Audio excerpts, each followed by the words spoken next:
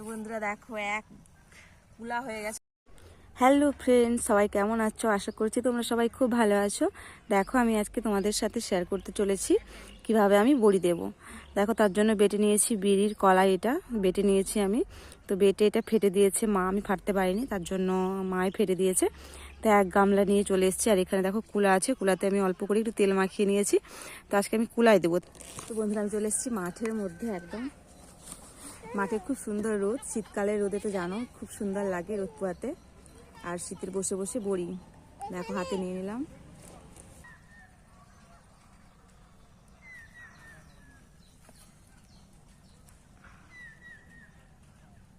গন্তি 10টা বড়ি দেবো, তারপরে বন্ধ করবো, ঠিক আছে? 1টা 2টা হয়ে গেছে, 3টা।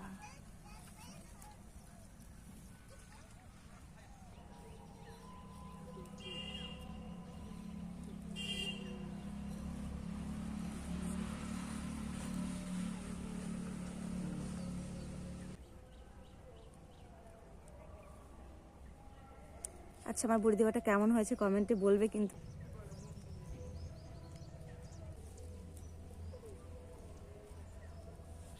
আমার পুরো এক ঢিলে 2 পাখি মারার মতো কাজ হয়ে যাচ্ছে।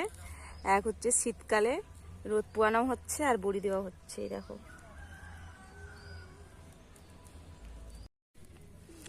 এতগুলো বড়ি দিতে আমার পুরো ভোর পুয়ে যাবে। তারপর এসছি একা, মা যাবে স্কুলে, তার জন্য আমাকে একাই বসতে হলো।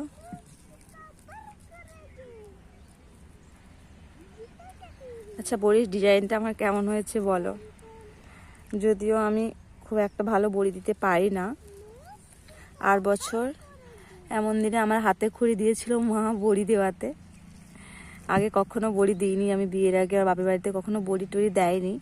শ্বশুর বাড়িতে এসে দেখছি বড়ি দেওয়ার চাল, যে শীতকাল হলেই বড়ি দিতে হবে।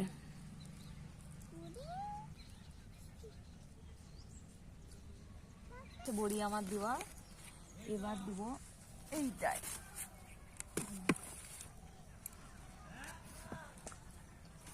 একটু কাছের দিকে এসে 4টা, আমাকেও দেখা যাচ্ছে তো। 5টা, 6টা,